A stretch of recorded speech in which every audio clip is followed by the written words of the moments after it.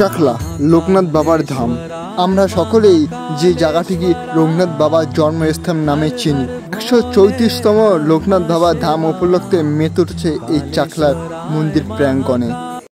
সারাদিন বাবার মন্দিরে কি কি ঘটলো তা দেখাবো এই ভিডিওটার মধ্যে দিয়ে। তবে তার আগে এই মন্দিরে আসবেন কি করে? শিয়ালদা স্টেশন থেকে তোমাদের সবাই ফার্স্ট আসতে হবে গুমা, আর এখান থেকে একাধিক ট্রেন রয়েছে কিন্তু তোমাদের গুমা যেতে।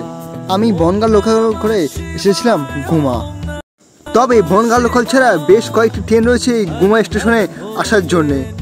গুমা স্টেশনের বাইরে রয়েছে মোটর ভ্যান, তবে মাথা পিছু 25 টাকা করে ভাড়া দিয়ে 25 মিনিটের মধ্যে পৌঁছে যেতে পারেন এই বাবার এই মন্দিরে। ভ্যান থেকে নেবে বাকিটা পথ পৌঁছে গেলাম পায়ে হেঁটে বাবার এই মন্দিরে। লোকনাথ বাবা তীরধাম পুজো উপলক্ষে এই দিন কিন্তু প্রচুর ভিড় ছিল। মন্দিরে মেয়ে রাস্তায় দুপাশে প্রসাদ আর ফুলে কিন্তু ভরে উঠেছে এই মন্দির চত্বরে। অন্য দিনের থেকে কিন্তু আজকের বেলাগোর সাথে সাথে কিন্তু দিনের সংখ্যাটা কিন্তু বাড়ছে। আজ বাবার পুজো উপলক্ষে কাতরে কাতরে মানুষ কিন্তু ভিড় জমিয়েছে এই মন্দিরে। সবার মতন আমিও লম্বা লাইনের পিছনে দাঁড়িয়ে ধীরে ধীরে এই মন্দিরের দিকে এগিয়ে চললাম।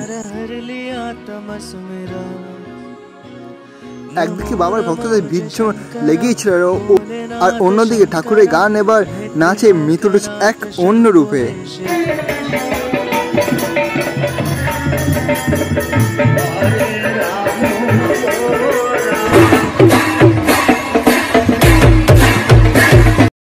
আবার এই ভিতরে মন্দিরে ক্যামেরা অ্যালাউ নেই, সেই কারণে আপনাদেরকে মন্দিরের ভিতরে পুজো দেবার ভিডিওটা আপনাদেরকে দেখাতে পারলাম না। সকাল থেকে বাবার এই মন্দিরের পাশে চলছে যজ্ঞ, পাশে সাজিয়ে হচ্ছে কুইন্টাল কুইন্টাল কাঠ দিয়ে। লোকনাথ বাবার মন্দিরের পাশে আরো একটি রয়েছে দোতলা মন্দির, সেই মন্দিরের মধ্যে মূর্তি রয়েছে লোকনাথ বাবার মন্দির। লোকনাথ বাবার মন্দিরে পুজো দেওয়ার পর মন্দিরের সামনে রয়েছে একটু ছোট একটি মন্দির, সেখানে সবাই কিন্তু সেখানে ধূপকাঠি মোমবাতি এলে সবাই করছে আরতি।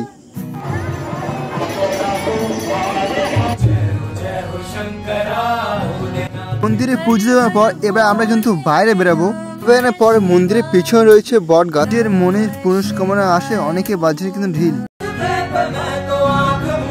মন্দিরের পিছনে রয়েছে একটি ছোট্ট মার্কেট, যেখান থেকে আমরা বাবার মূর্তি বা ঘর সাজানোর যে কোনো কিন্তু সামগ্রী জিনিস কিন্তু কিনে নিয়ে যেতে পারবেন। লোকনাথ বাবা মন্দিরে পুজো দেওয়ার জন্য প্রসাদ এবার ফুলের মালা ডালা দেওয়ার জন্য অনেক কিন্তু দোকান রয়েছে। আমার মন্দিরে কিন্তু সবচেয়ে দোকান কিন্তু রুদ্রনীল স্টোর। আমাদের এখানে পুজোর ব্যবস্থা সবকিছু আছে।